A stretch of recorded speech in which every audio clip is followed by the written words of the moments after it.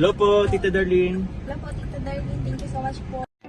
Hello, it's me, Darlene Vlog.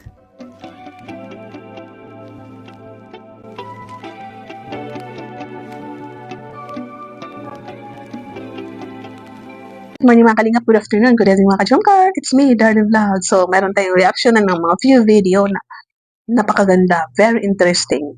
May isa na video na very interesting. Matagal ko na itong nagkita sa aking phone, pero parang sa kakamayat-maya ko, ay hindi ko na na-upload. Pero dahil nagsusort out na naman ako, nakita ko siya sa isang album ko. At sabi ko, uy, maganda ito. So, bago yan, i-shoutout mo natin si Kuya Val Santos Matuwan, si Ate na Vlog, si Kalinga Prab, ang presidente ng Kalipa, Birador Pianoli, na isa sa Kalinga Warriors. Pag-subscribe din po, si Uliada TV, Kalinga Chomar, at si Carla Tapilar. Pag-subscribe po sila magalinga, at huwag kalimutan si Charlie Vlog. Thank you po. So, dito tayo. Yan, kung naalala po natin si Indiano Bicolano, di ba matagal na siya sa Pilipinas, alam niyo ng kwento sa yung talaga sumusubaybay sa Kalingap kay Kuya Ruben. Alam niyo ang kwento kay Kuya Ruben, di ba? Ang hindi niya alam ang kwento sa kay Kuya Ruben, yung mga bago sa Kalingap, pwede niyo i-search ang buhay ni Kuya Ruben sa channel ni Kalinga Prab na Indiano Bicolano. Ano siya? Ng Indiano Bicolano, no? Indiano Bicolano, na-scout siya ni Alvin, tapos yun, hanggang sa naging keyboys. Pero ang channel niya is Indiano Bicolano, Kuya Robin. So dito, kung naalala mo natin mga kalingap, na di ba, nakasal na sila, tapos ito si Robin ay gustong umuwi ng Pilipinas dahil may sakit ang tatay niya. So, nagsisimula na siya na mag-process ng mga papers niya, kasama mga anak niya, asawa niya, passport, at siyempre pag mag-process ng papers, kailangan masitisin ka muna para makabalik agad, no? So, yun, tsaka ka-process ng papers hanggang hindi pa natapos, biglang namatay ang kanyang papa.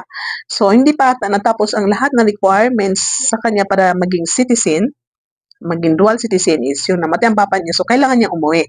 So, siyempre namatay ang papa niya, so pwede na yun siguro, makauwi na siya ng agad-agad. So, yun, nakauwi siya ng India, tumagal siya doon, tapos umuwi siya ng Pilipinas, at yun, pagdating niya ng Pilipinas, nakauwi na siya nalibing ng papa niya. Pagdating niya ng Pilipinas, hanggang airport lang siya dahil inaran siya dahil mayroon daw papers na kailangan is parang intervisa, parang intervisa. So, I don't know kung ano pa yun. Ang naalala ko lang is pinapanood ko ito. Minsan si Kuya Ruben at si Nico. So, minsan dahil hindi sila masyado kagalingan sa Tagalog na 100%, minsan ang ginagawa lang natin is iniintindi natin. Parang, ba, parang ano na lang. So, parang psycho na lang, sinapsycho na lang natin. Common sense na lang, no? Parang iniintindi natin yung pagtatagalog nila kahit hindi 100% na pagkaintindi. At ito rin si Alvin, may bisita rin kay Pia. So, parang yun, napag-alaman natin ngayon pala, kailangan ni Ruben, hindi siya nakauwi dahil kailangan niya na intervisa, parang gano'n. So, hanggang airport lang siya, pinauwi siya sa India, pinabalik sa India kasi kailangan niya ng visa, intervisa galing sa India. So, parang doon pa sa airport, ang nangyari daw is, parang yung pira niya ata from India to Philippines is tamang-tama lang sa Philippines, tapos uwi ng Bicol. So, ang nangyari is wala na siya atang ticket pa uwi ng balik na India. So, parang yung tinawagan si Kalinga Prab. Yun, tinawagan si Kalinga Prab, pinautang. Tapos, yung nakwento rin ni Pia na asawa, at yun, nakabalik siya ng India. So, yun, nagpa-process siya na, hanggang ngayon parang hindi pa siya nakakauwi. Iwan kung ano bang requirements kasi yun, may mga papers siya na pinaprocess, tapos pagkailang buwan at is magkaroon na siya ng dual citizen visa. So, pag meron ka ng dual citizen visa, pag ganun-ganun ka na lang, no? Pag ganun-ganun ka na lang, pag ganun-ganun. So, sa ngayon siguro, nataposin niya ata yung lahat na requirements bago siya uwi. Pero ito, yung nasabi natin na, siyempre, nagka-short ng financial, yun, tinulungan siya ni Kalinga Prab. At nabanggit niya dito na yung tinulungan siya ni Kalinga Prab, tinulungan din daw ni Carla na parang hindi ko masyado, yung pagkatagalog na is kulang, pero ang pagkakaintindi ko is yung ginagawa daw sa bahay. Di ba tapos ng bahay nila Carla? Paggawa daw ng bahay, pero parang paggawa daw ng bahay nila Carla. So siguro, may mga renovation pa ata sa bahay nila Carla, sa panahon nitong namatay ang papa niya, itong nangyari the problem sa pagbalik niya na India. So, may bahay na sila Carla. So, siguro pagkakaintindi ko, baka may mga budget sa bahay nila Carla ng mga extension, kung ano-ano ba dyan sa bahay na siguro may pera si Carla. Is parang pinautang, pinahiram, kaya nakatulong si Carla sa kanya. Yun ang pinapasalamatan niya, nagpasalamat siya sa Jumcar 18, kay Kalinga Prab, kay Carla, kasi yun na, parang siguro yung pera sa pabahay, pag yung sa bahay ni Carla is nagamit ata pinahiram. So, nakaka-proud, masabi natin, nakakatulong si Carla, nakatulong si Carla kay Kuya Rubin. So, antayin natin ito si Rubin is makauwi agad. Mga kachungkar, pwede nyo paanorin ang mga vlog ni Kuya Rubin sa India, dito sa Pilipinas. At si Kuya Nico, maganda yung mga mga vlog ni Nico sa India. Mga Pilipino, focus siya sa mga Pilipino doon na may mga problem na hindi nakakauwi. Napapanood ko, pero hindi ko hindi ko siya na-reactionan. Minsan bala ko na-reactionan. Pero parang hindi ko nagagawa dahil sa mga dami vlog ni Kalinga Prab. At ito doon, maraming natulungan si Nico ng mga Pilipino na pauwi niya. Natulungan sa pag-process ng mga papers doon sa India. Napauwi niya yung mga walang communication sa family, nagkaroon ng communication, no? Nagkaroon ng mga visa dahil kay Nico kay Nico, Kalingap Nico, hindi pala Kuya Nico, Kalingap Nico, panoorin po ninyo ang vlogs niya sa India dahil mayroong landing pad sa India. So ito si Nico, umuwi minsan dito ng Pilipinas, bumibisita, tapos umuwi doon. No? Parang tourist lang ata ito kay Nico, kay madali siya. Ito kasi si Indiano, Bicolano is nakasal na siya dito. So, talagang maraming requirements bago siya makapasok kasi kailangan invite ka pa, magkaroon ka pa ng invitation galing kay Pia na parang in-invite ka, makapasok ka sa Pilipinas at kung ano-ano pa, hindi pa natin alam ang mga ibang requirements. So, yun nga, pwede nyo panoorin sa vlog ni Indiano Bicolano, anong nangyayari sa kanya doon ngayon sa India.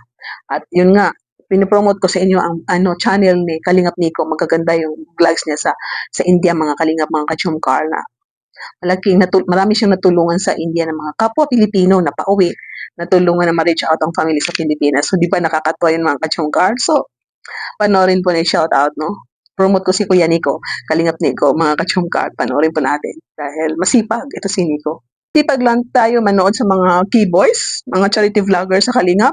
Marami silang magaganda ang mga charity nila. Kaso lang nakafocus tayo minsan nakafocus tayo minsan sa love team. No, kayo, ini-encourage ko sa inyo na maraming charity vlogger sa Kalingap na magaganda ang kanilang mga charity. So kailangan nila ng suporta, mga kachungkar. Panoorin natin, malaking tulong na 'yon, no.